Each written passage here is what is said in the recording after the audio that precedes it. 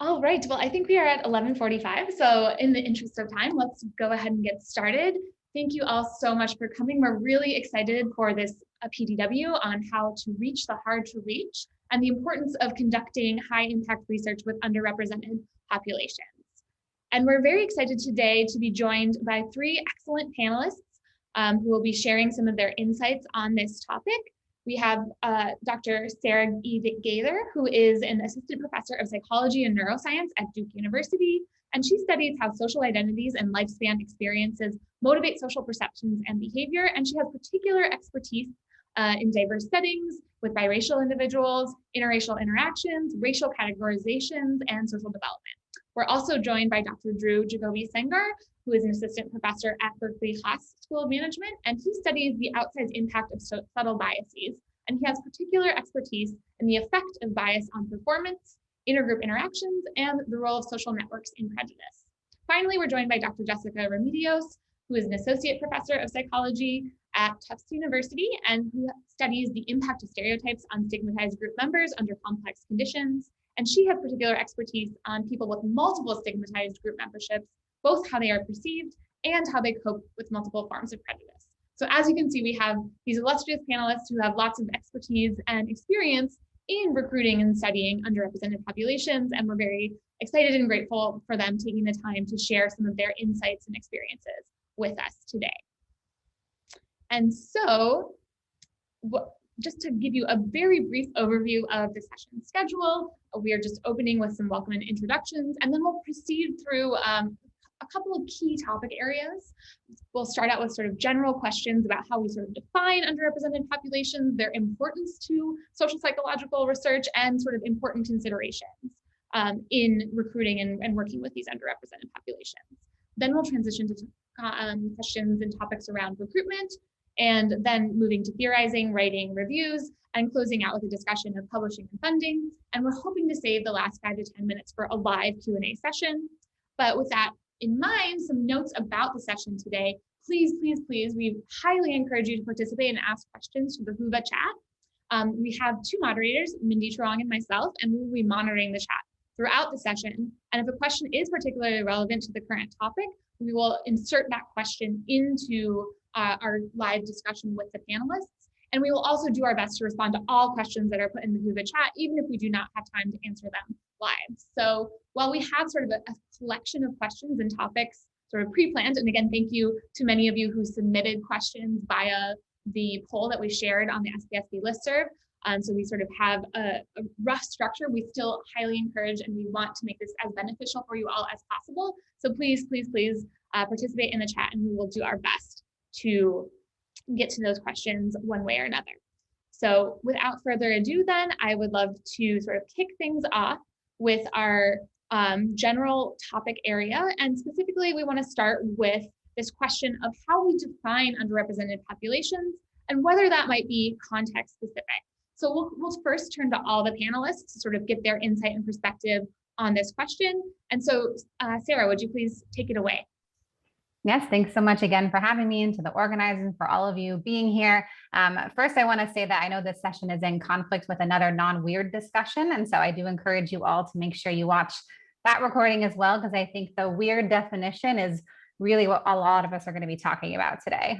So the W could mean Western in some cases. So I know SPSP being virtual this year, there seems to be a lot more international attendees, which I think is amazing.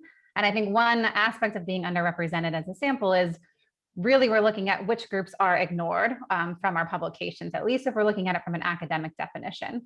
There's also the term that I like to use more often in my work now of historically underrepresented, because we have demographic shifts in our country that's actually shifting numerical representation, at least within the United States. But we still need to look at the entire history or lineage of a group and being present or absent in our work.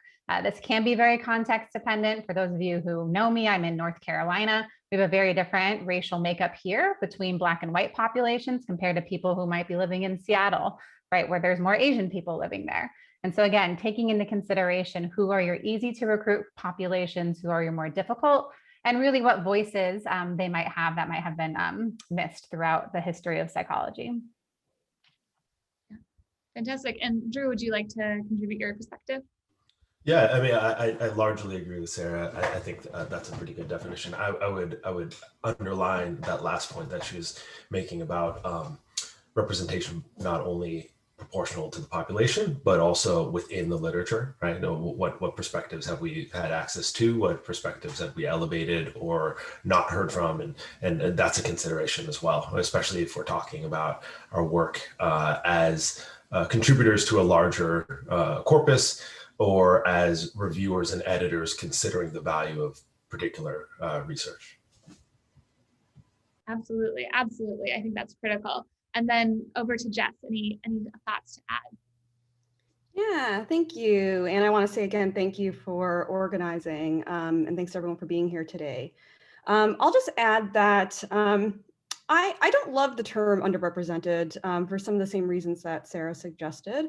But starting with that term, I don't think the definition is too mysterious. We know that from some analyses, 96% of our participants in psychology are weird. The vast majority are white, so everyone else is underrepresented by that metric. But I prefer to think about this in terms of power rather than representation, because I think underrepresentation can make it seem like this is some like passive thing that just happened, when really what is the case is that we have been prioritizing voices that have privilege and power. And that's not just along racial and cultural identity lines, but also along social class lines, gender identity and expression, sexuality, sexual orientation, ability, and especially at the intersections.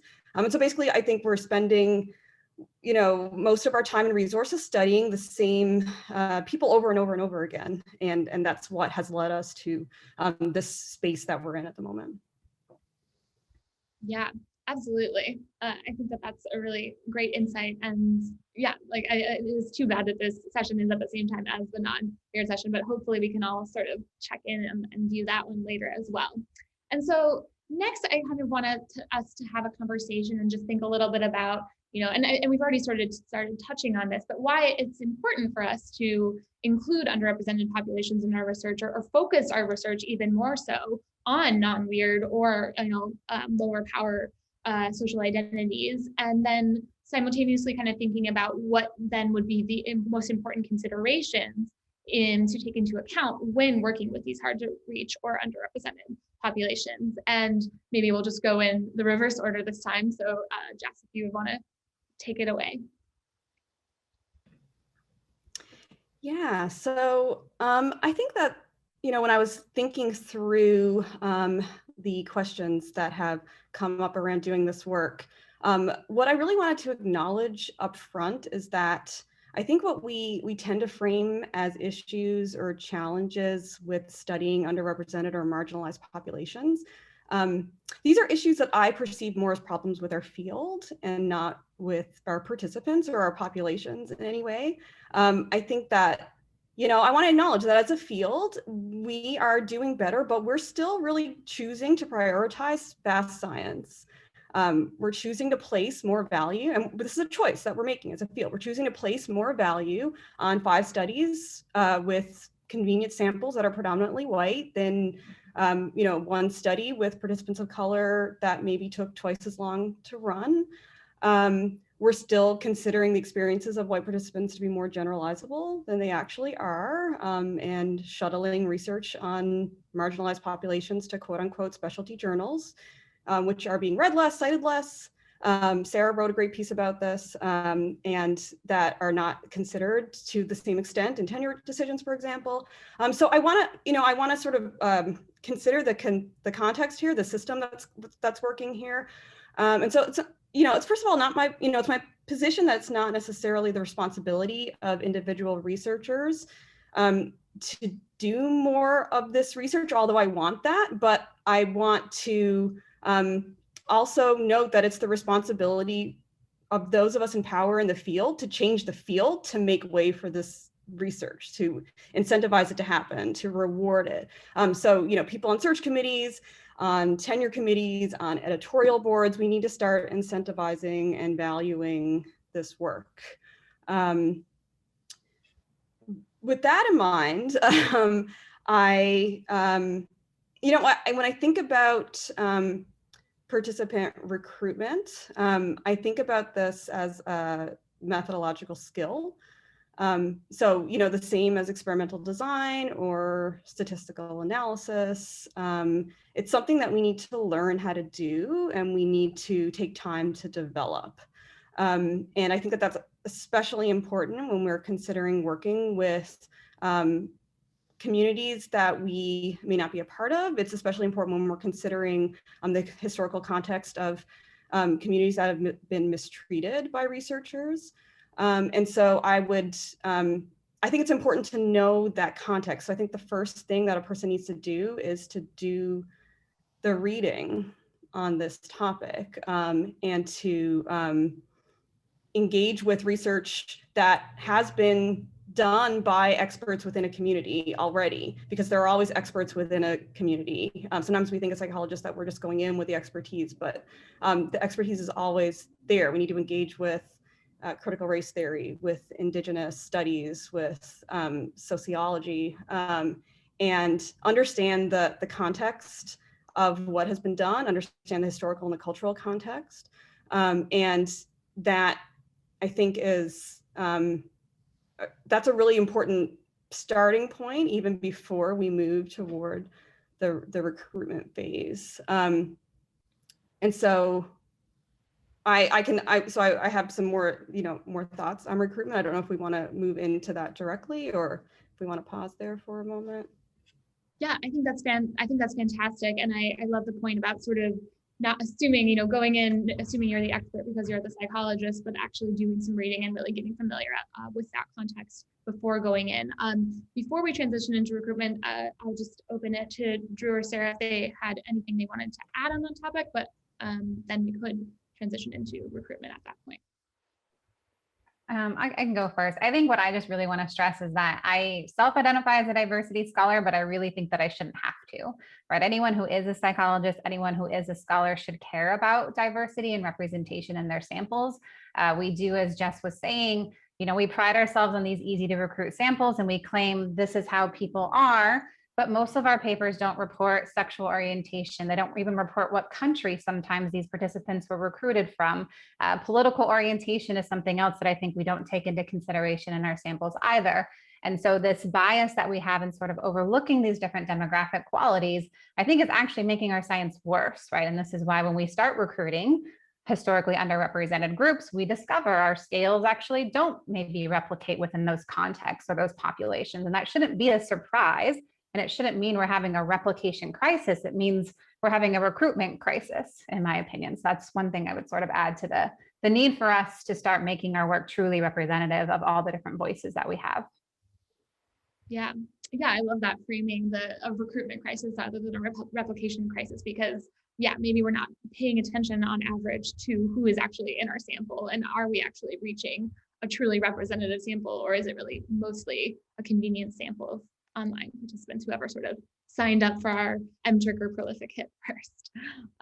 Drew, any final thoughts to add on this sort of general topic area? Yeah, I'm really glad that Sarah made the point about the recruitment crisis. I mean, I think we can be can even kind of create that bridge more explicitly and say recruitment is a concern for replicability, right? So this is all part of a whole, which is exactly what Sarah was saying, but just to emphasize and agree with what she was sharing there.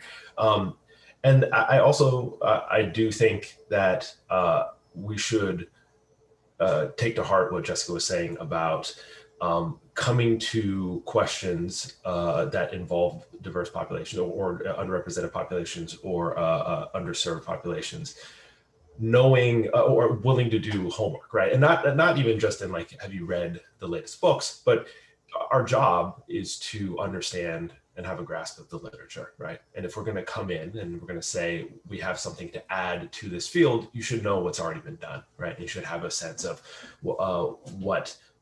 where contributions can be made, as opposed to just rehashing things that have already been said, or instead of coming in and making claims that would be refuted by stuff that experts in this field would know about, right? So it's really, really, really important. And that's not to dissuade anyone from doing research on these populations at all. It's not to say that some people should do this work and other people shouldn't.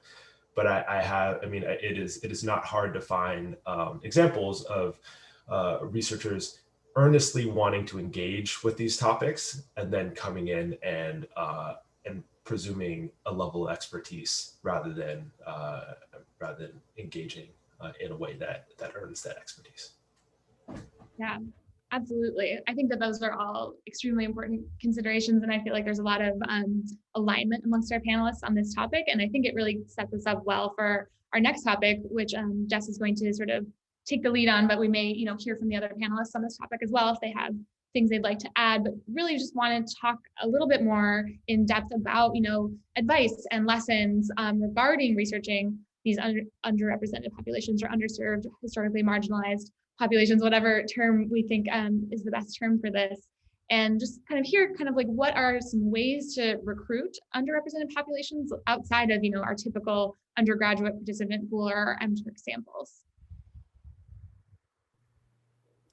Yeah, so my research primarily has still been with college samples, which is, obviously constrained and limited in its own way. But within that context, one thing that my lab has really prioritized is relationship building, and I think that is important across contexts. But we wanted to build relationships across campus with, for example, identity and affinity groups, and to start conversations and dialogue that could then support the research, so that we are in this partnership with our participants more so than being at this position of, scientists working with subjects.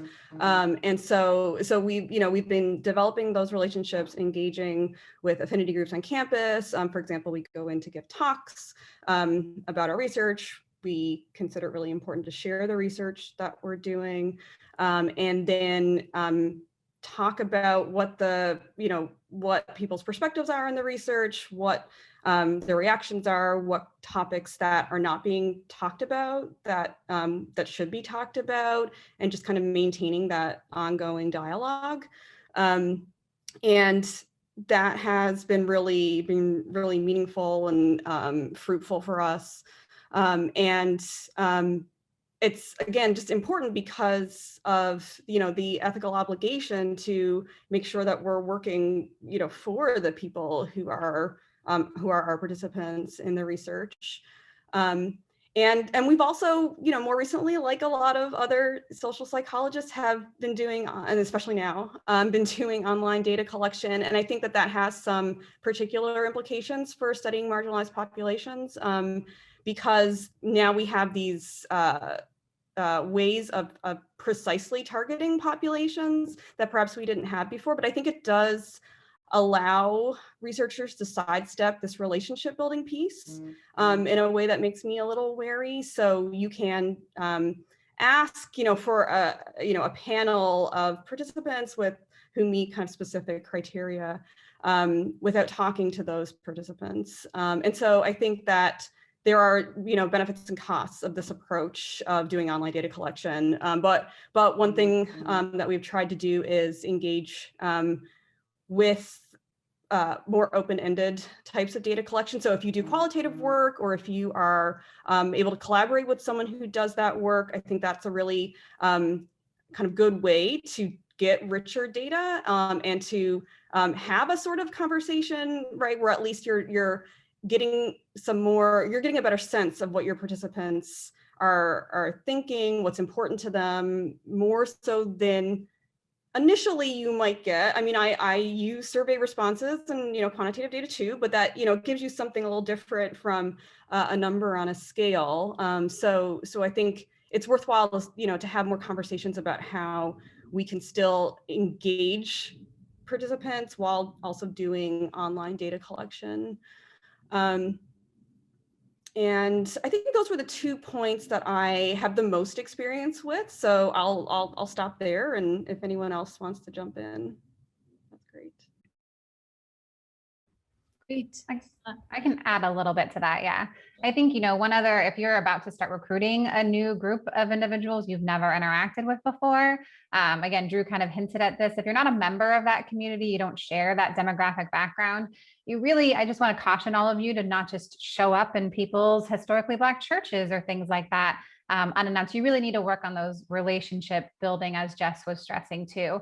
One thing that we've done a lot in our work here is just really thinking about the fact that your same recruitment practices for recruiting undergrads or white samples is not necessarily going to work for other specific underrepresented groups. So you should not use a one size fits all if you're trying to recruit new groups.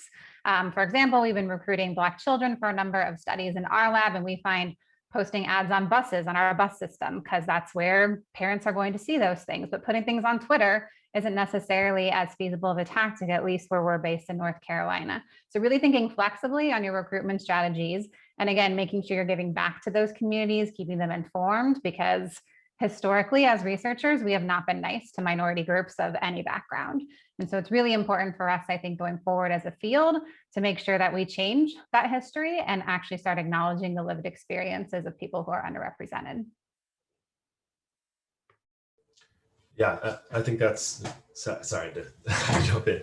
I think that's huge, right? This is not from my own experience, but I was having a conversation with Amani Nuru-Jeter, who is a fantastic public health researcher. She does a lot of work with Black women, women of color.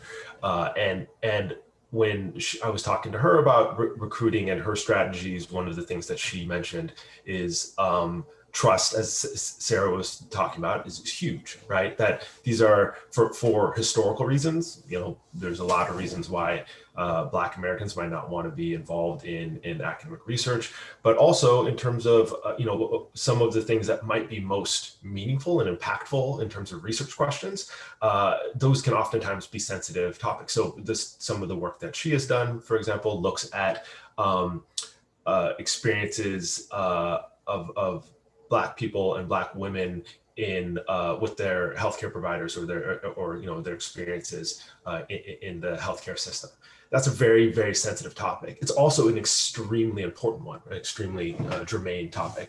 And so it's worth asking, it's worth studying, and at the same time, it requires a certain level of sensitivity. And candidly, it's going to be a lot easier for a Black woman to go into churches and salons and or to community centers and say, I'm interested in this, not only this question, but actually, making sure that we are doing right by you as we're doing this work.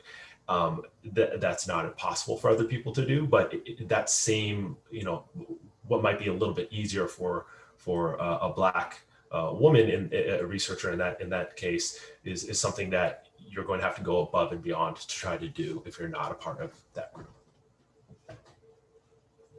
Yeah, absolutely. And I think that was something that, we certainly wanted to touch on, was how we can sort of build this trust. And I'm really interested to sort of riff on that a little bit. And in addition to sort of what Jess was saying about the sort of a qualitative approach, how does qualitative work sort of play into this? Is this something that should sort of almost be a prerequisite as you're in addition to this reading? Is it a good way to build trust, perhaps, to sort of, go in and without sort of any prior expectations and just have some conversations? And is that something that should even be included in a paper, or is that sort of just pre-work before you then go about designing your quantitative studies and surveys and experiments? If you could sort of comment on your thoughts about the role of qualitative work, I guess, within these populations, with research with these populations.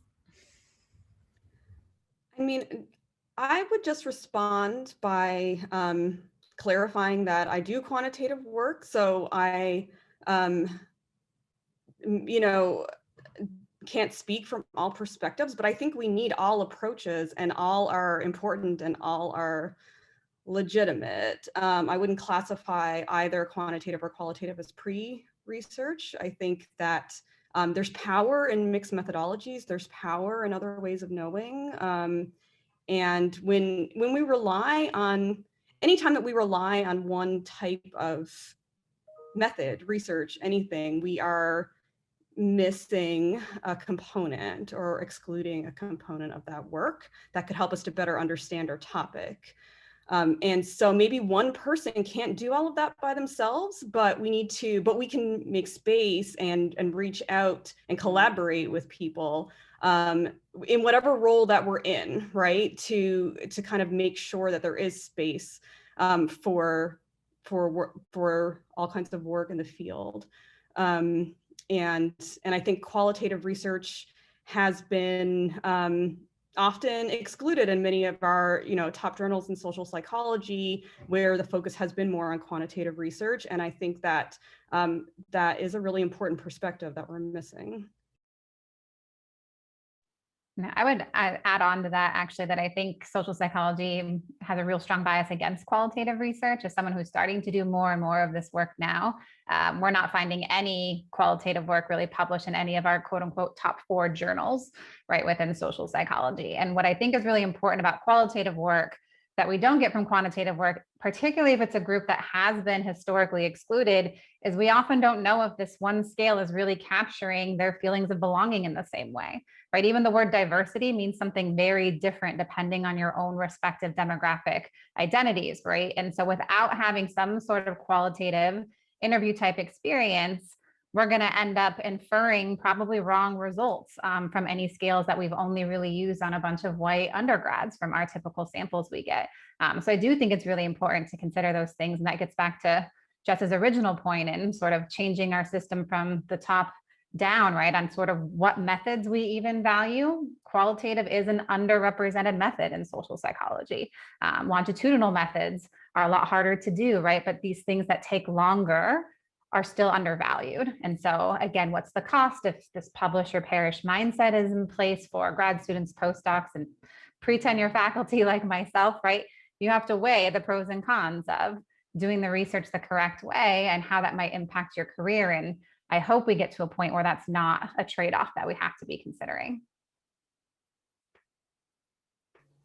Yeah, and I think that the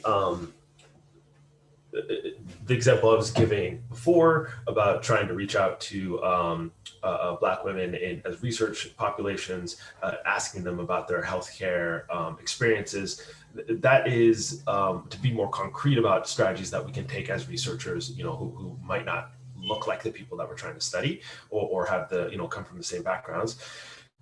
The best place to start is with qualitative research, right? Like, and that's exactly the kind of approach that I think even people who do share those backgrounds will take, right? Because part of what the conundrum is, part of what the challenge is we are now studying a group or context or an intersection of those two things that isn't well represented in our literature, right? Isn't well represented in our collective scholastic kind of consciousness. And so we probably don't have a great idea about how to operationalize certain variables, right? Or how to ask certain questions, or even what is most salient to those participants. And so one of the best places to start is to ask them, right? And that can also be a way of building trust. That can also be a way of generating new hypotheses. And so I think the qualitative side of things is crucial. And I think that if Sarah's point is a very valuable one, in that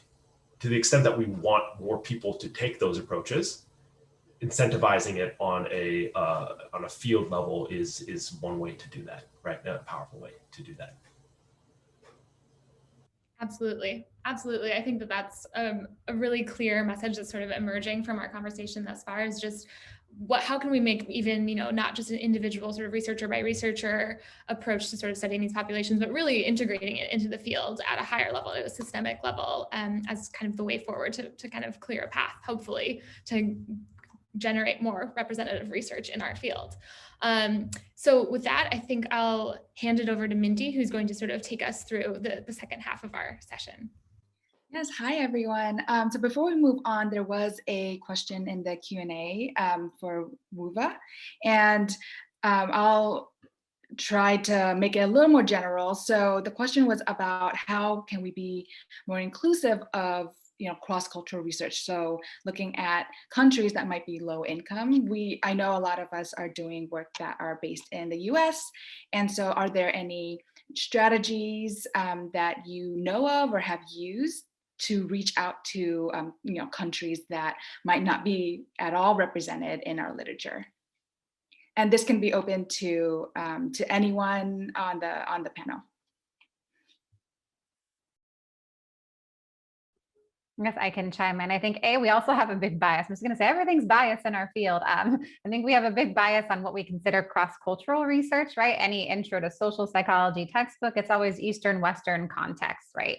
The second you go outside of that comparison domain, it seems very strange, right? We have no idea how to generalize, and that's a big problem. I do the majority of my work in the US, but I have 3 collaborators across different parts of Asia. So I'm part of this same cross-cultural bias and what I've been looking at in my own work. But what's made those collaborations possible is actually meeting them at conferences. So when you find someone from a different country, and that's, again, the big perk of this virtual conference this year, there are so many more international scholars here, I think, than I've ever seen before at SPSP. So I really encourage you all to chat with each other and meet each other, because that's the best way you can get access to another country, because just as all the same issues we've been talking about before, if you don't know anything about X country, you should not be the only researcher working with that group, right? You have no idea any type of form of cultural sensitivity you should be taking when going into that context.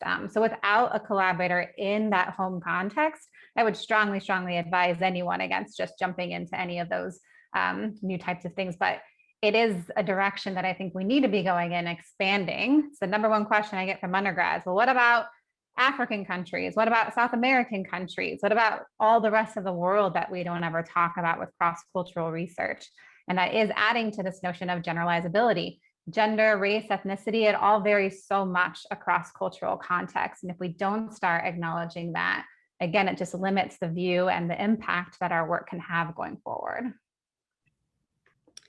Yeah, and I want to build on what Sarah said and take a slightly different spin, which is that we want to be very careful of this U.S. savior model, right? Like I think one way that we can do more of this research is to support the people who are doing the research already with funding mechanisms, and I know SPSP has a number of new initiatives in that direction. So I think that is really important because the work is happening by people who are already embedded within those countries, and it needs support, and we need to and we need more access. So that's one piece. And the other piece that I wanted to add was that I think when we are studying the most studied, the overstudied populations, I guess, or overrepresented populations, we need to recognize the limitation of that to make space and to amplify the need for more research. So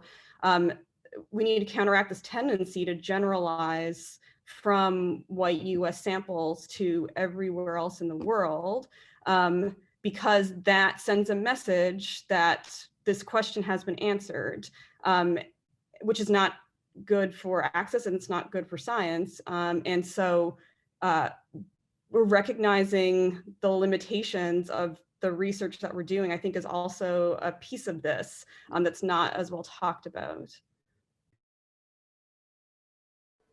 Yeah, I just have one thing to add that maybe takes us a little bit back to more American, sample type examples, but I think applies to the international context. If you're going to be recruiting samples that are hard to reach, samples that are smaller than majority samples, it takes a lot of work, and it's not the kind of thing where you're going to be successful doing in one-shot ways, every time you want to get one of those samples. So I did my PhD at Princeton. I worked with Nicole Shelton. She has done, a ton of work looking at dyadic interactions between white and Black participants, and Princeton does not have a lot of Black people, right? That is incredibly, it's really hard to realize how big of a lift that kind of research is until you are at a school like that and you're trying to do it, right? And the only way that's really possible is when you are leveraging multiple researchers at once, contributing it to something like a database of Black undergraduates at the school, right? Trying to recruit that more Black participants every semester, updating those lists. That takes a lot of administrative work, like a lot of work. And while I was there, a lot of that was just kind of taken on as extra work by the researchers who happen to be asking those questions. So one thing we can do is say, how can we formalize some of these recruitment processes, build them into the institutions or the departments where we're saying this work should be done and should be valued, and take a little bit of that that burden off of individual researchers, or at least facilitate that process of recruitment, retention, and like just maintenance of these types of databases. All right, thank you so much. Yeah, that's really helpful to know that you have to take into the context to see how much effort that you need to put into it and what it takes to actually look at these specific research questions.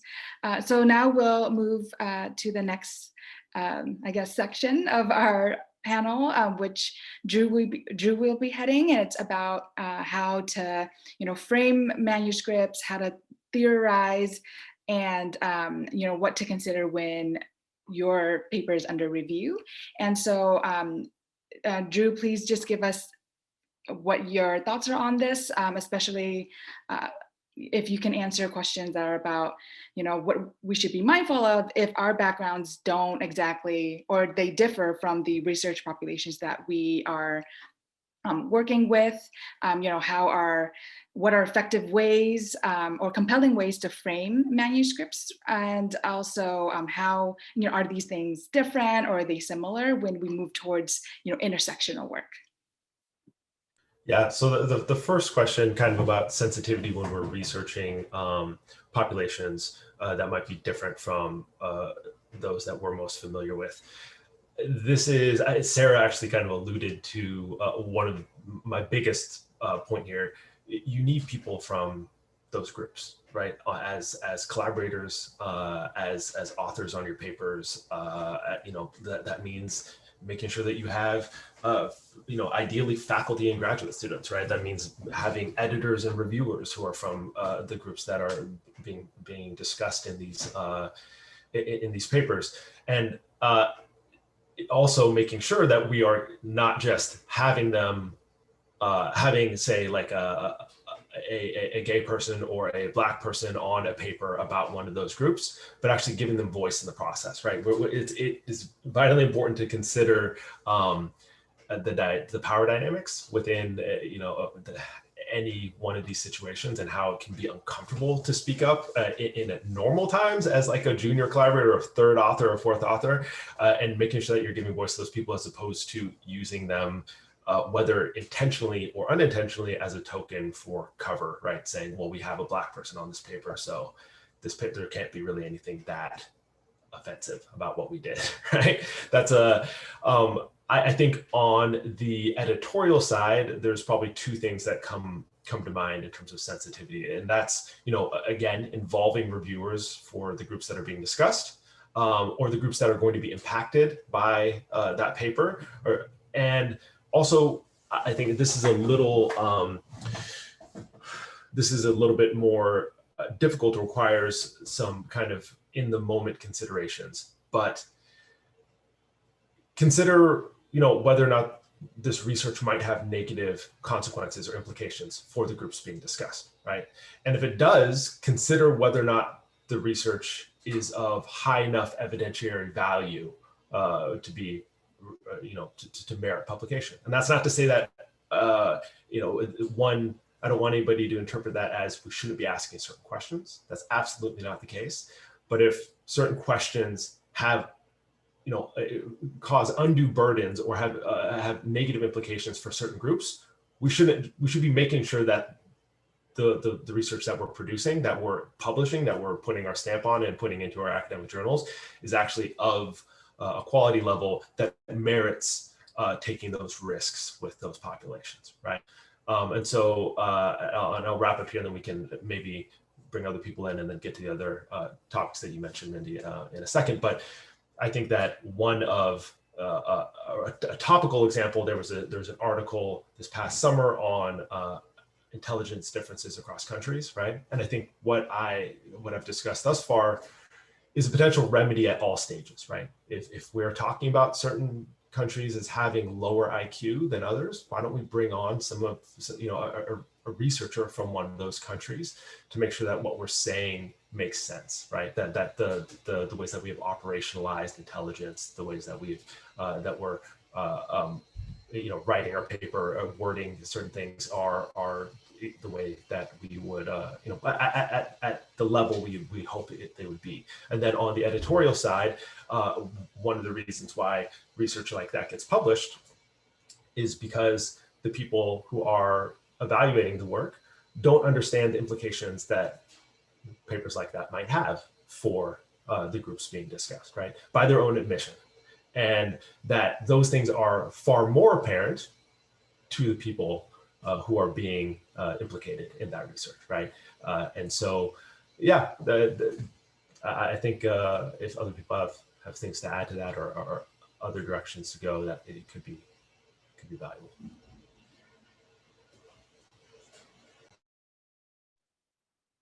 I guess I would just add, this is sort of some of the points I wanted to add about publishing or theorizing, I guess, effectively on writing about these groups. I think it's really important for people who aren't studying underrepresented samples to put that in your methods of how incredibly difficult a sample is to recruit, right? Not every editor or reviewer actually understands that it took you 3 years to recruit 500 Black people, or 3 years to recruit a body of specific people with disabilities, or not spelling that out for people isn't going to help you in that publication process. I think hopefully if reviewers and editors start learning how difficult some of these groups are, it can limit some of those requests of, we'll run 2 more follow-up studies, or please replicate this 3 or 4 more times.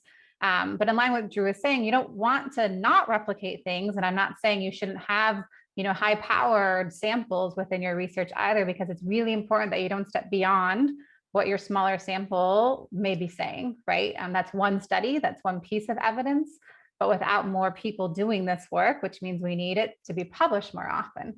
So that's one piece of advice I'd like to give everyone, is just to really highlight that difficulty. The difficulty could also be financial cost, and that's something that no one writes about in their publications currently. For example, in my work with biracial and bicultural populations, we find even using online panel samples such as cloud services through Mechanical Turk or Qualtrics panels, Prolific, a biracial person costs about $25 to $30 for a 20-minute study, and a white person cost me about $4, right? And so this is a big financial difference. And so also asking researchers to have 5,000 people for these certain underrepresented group is just simply not feasible. And then we don't get a chance to even do a revision because it's not possible for us to run those follow-up studies. That's why I think framing that in your methods is a super, super important part. And also highlighting why it is you're studying that group in the first place, right? So don't just study an underrepresented group for fun or to try and join the diversity club that I think a lot of people are trying to do now. You should really be studying that group for a particular reason theoretically, right? What are we learning that's new from that group? Spelling that out in your framing can help sell these stories, I think, to our more top tier non-specialty journals, right? So really connecting it as to why our theory is missing X, and this group solves that question or fills that hole. So just some other advice. Okay, yes, thank you. Drew, do you have anything else to add before we move on to the next session? I'm just looking at the time. Yeah, no, let's push for it. Okay, awesome. Sarah, that was a great leeway to your section, actually, which is on publishing. If you have anything more to say, please share with us, especially if it has to do with, any, I guess, media channels that we as researchers have underutilized that might be better at, gaining an audience from underrepresented or marginalized populations. And then we could also talk a little bit about, funding opportunities. What have you, how have you, those numbers, those financial numbers there's a huge difference, right? And how did you kind of get funding for that? Are there any, places where you would suggest people who are interested in gaining funding for their research look at? Yeah, so I think some other things to add, some other kind of social media, other recruitment options that can help. I think we underutilize all of the HBCUs in the United States, for those of you who are based in America, HSIs or Hispanic serving institutions, tribal colleges. Reaching out to those institutions, I think for me, being from California, but living in North Carolina now for 5 years, it's made me hyper aware of the lack of connections we make with other local schools and institutions that might have a very different demographic than the institution that you're at, right?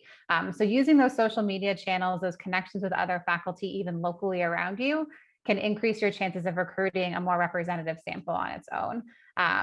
Other kind of social media tactics, Twitter is growing, it's big, right? Tagging certain groups and organizations on Twitter. I do suggest that you reach out to those organizations first before cold tagging them on Twitter. So direct messaging them, those kinds of things. Again, setting up those connections and community markers with them in advance. Oftentimes, if you have that organization tweet it out for you, you're going to get a much better response than you just tagging that organization. So again, that goes back to setting up the groundwork with a new group or community agency and getting them to actually tweet your recruitment opportunity out for you, send it out to their listservs. And again, that compensation is super, super key, right? Making sure you're paying these organizations, giving talks as Jess suggested if you're a little limited on finances, even small tokens, whether it's just books for their local elementary school, things that don't cost a ton of money. As it comes to money, right, I find sometimes universities or colleges have funds internally for you to try and target underrepresented groups even on your own campus. So if you don't have enough money for that $27 per person biracial sample, which I don't often, trying to go through your university channels and seeing what opportunities there might be. You'd be surprised how willing university administrations can be in giving you some funding or at least access to certain students from certain demographic backgrounds. So that's just one kind of more affordable way to approach things. I've had more luck at foundations to get funding for diversity related work. NSF and NIH and all those things are wonderful, but those are massive, huge grants to write. They take a very long time. Foundations, sometimes you don't even need PI status. So if you're a grad student or a postdoc without PI status, Russell Sage Foundation almost always has a race ethnicity call, for example, almost every year. Spencer Foundation, William T. Grant Foundation are other good agencies that really highlight minority populations. There's lots of LGBTQ organizations as well that have specific funding calls. But all of this is just going to say that you have to put in the effort to get this funding, which again is adding to this inequity between those who study hard to recruit populations and those who don't. I'm constantly looking for grant opportunities. Like every other week, I do a quick search to see if there's something even locally within my local community. That's another way to find funding is perhaps in your own city, there's a local Latinx organization that really wants a researcher to study X. They might have money to give you to actually work with those populations directly. And then you have that direct community access point too. So those just be some other things that I think you should all take into consideration.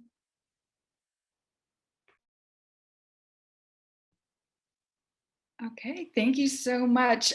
Yes, I think I always forget that my university has funding, and for some reason I always look for outside sources, but yeah, internally might be the best way to go, because also if you think about it, there's a little less competition than those external fundings.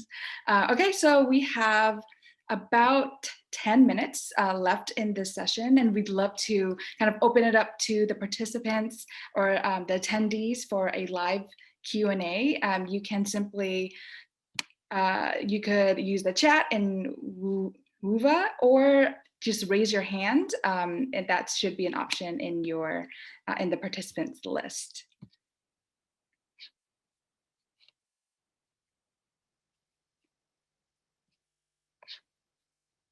So I'll give it about a minute. If not, we can have some, Looks like Gia has their hand up. Oh, yes. Gia, go ahead. Hi, thanks so much for the conversation and the talk. It's been really enlightening, and also, yeah, just good to feel that I'm not the only person who's been struggling and also thinking about this issue. You kind of touched upon the question that I'm asking, but if you can add more to it, it'll be appreciated. I have two questions. One is that most of us in our social psych training, we did not really learn how to engage and how to really connect and build relationship to community sample. It's just, it takes skill sets, but we didn't learn how to do that effectively. And I, like, based on my own series of failure, I kind of learned like what doesn't really work, like, first of all, like, you need to really go in person, which is not really feasible in this COVID situation. But like, if you just call, like, no one will like take call from like stranger, And so I wonder if you could share some like your not so successful experiences and how you finally like overcame those to really like start gaining like trust from your the group of your research interests. I think that'll be more, that'll be really helpful. And the second question is about the power issue, the power analysis, the sample size. So now we have this like two standard. We have to really study this diverse sample or samples of interest, but at the same time, we are really required to do high-powered studies. So when when the power analysis does not really yield any like feasible number for the population that I like to study, like, would you have any advice? Have you experienced that? And if you have, what did you do? Do you have any advice on that? I can start. I think, first, for really, really high honor group populations, I really encourage you all to consider within subjects designs. You need less people for that. I know everyone wants to do nice, fun experiments and manipulate people and all those things, but particularly if it's a first or second study on a group that isn't studied very often, within subjects will reduce your sample size dramatically compared to experimental designs. So that's just one quick kind of piece of feedback there. If your power analysis is really just saying you need like hundreds more than what you possibly think you can recruit, whether it's financially or whatever you have locally around you, there is a psychology accelerator tool through the Open Science Foundation that is a way to sort of build bridges between labs who might be at different universities or institutions with different demographics, where as long as it's an easy enough to run study, so again, depending on your methods, you can pair up with other universities that will basically collect your data for you for a given group. So that's one thing to keep in mind. Also, if you don't have financial resources. The other way is, again, just stressing in your methods section. Here's the power analysis. I recruited for 2 years and this is what I got. Just be honest. And I think as long as we start being more transparent anyway with how difficult some of these samples are, how difficult some of our methods are, that should in theory trickle through our entire field, right? And making this more of a norm that all of us are struggling. As someone who also works with developmental kid family populations a lot, developmental journals, no offense to social psych, are way more accepting of slightly smaller sample sizes because they know recruiting kids is annoying and it takes a long time, and half the kids cry through your study and you have to exclude them. It's just a totally different research environment, but that normalization then trickles into their journals and acceptance rates. So hopefully that helps at least a little bit if others have things to add. Yeah, I would say when we're submitting our papers and the people on the other end, the editors, are human beings, and I think it sometimes feels like there's a wall between us as the authors and the people reviewing our papers. But you can also reach out to those people, reach out to your editor, and if they're asking you to collect another 500 people from a sample that took you 3 years to gather 400 people from, then you can tell them, you can email them directly and say, listen, I understand what some of your considerations might be here. Here are some of the realities of the situation, and this is why, or it may or may not be worthwhile to go this way, or might not be feasible, right? So consider being explicit both in the write-up, but also kind of in your communications with the editorial side of things.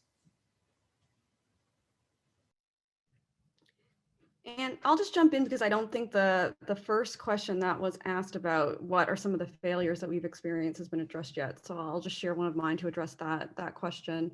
I think, one challenge that I had, especially early on recruiting multiracial participants, is really kind of gaining awareness about the range of identities that range of ways in which people identify, the range of and the contextual influences on how people identify. And I learned that through the process of talking to participants. I think this is another reason why relationship building is important. But as you mentioned when asking your question, it's not always knowledge that you have going in. So it takes time to develop that dialogue, and then to learn how to refine the questions that we're asking, and how to better develop measures and so on. All right, thank you. Maggie, your hand's been up. Hi, can you hear me? Yes. Okay, sorry, my microphone sometimes doesn't work. So I just had a question. So I'm like a new researcher. I'm still an undergraduate. And I've been specifically interested in working with underrepresented populations, whether that, recruiting them for participants and everything like that. But I'm specifically, I want to look at alternative treatments that are more affordable, cost effective, and accessible. But I'm obviously very aware of the issues that marginalized communities have had with specifically experimentation, like the Tuskegee syphilis experiment and things like that, that would make them, more wary to want to participate in things. And I'm wondering what would be the best way to kind of go about that. I know that we talked about, gaining trust and things like that, just to ensure that, these are safe and they're not harmful and they're not exploitative and things like that. I can jump in. I know we're short on time also for people with their hands up. We've been told we have to hard stop in 3 minutes. So very briefly, your recruitment materials are super important first, right? So make sure that as you're trying to recruit, you don't have a bunch of just white people on your advertisements for an experimental study. Watching for certain words on your advertisements can also help start building up that trust. So things like experiment is a very negatively valenced word in some communities. The other thing is that qualitative focus, right? Don't just go in there and start experimenting on people. Actually have an information session, have a parent session, right? An open kind of dialogue so that everyone has an open forum with a group of people who are like them. That's just not you and the other person, because even that power dynamic between you as an experimenter and them as a community member can create distrust, right? So having a group session, I think particularly for health interventions, is absolutely key.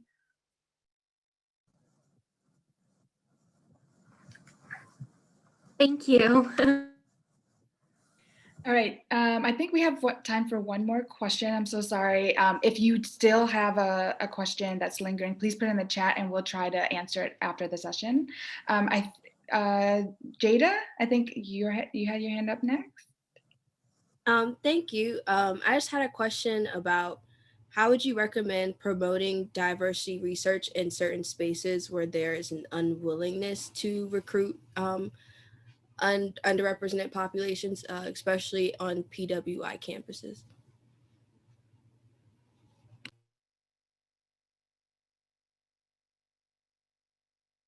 I feel like I've been talking a lot, but I know we're almost out of time. So I think I would say, the framing is really important. And also finding allies. As sad as it is, social psychology research shows if you have an outgroup member fighting for you, that voice can sometimes carry further. And I really hate that that's still our reality. But sometimes having an ally to help push for a cause on a given campus or a recruitment cause can help a lot. Again, I wish that wasn't the case.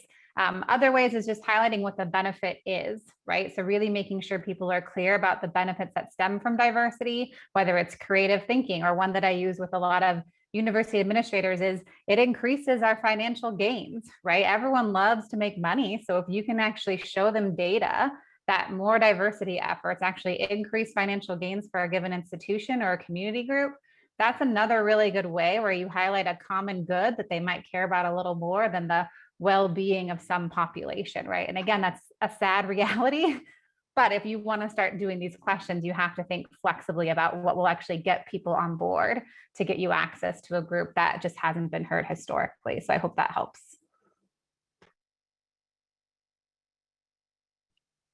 All right, thank you so much. We're right at time now. And so, again, please put in your lingering questions into the chat and we'll try to answer as many of those as we can. Thank you so much to our panelists. Jessica, Sarah, Drew, you were amazing and everything was so insightful and helpful. Thanks, Andrea, for leading us. You're awesome. And thank you so much for all the attendees and your submissions of questions. Thank you. Thank you all so much. Great session.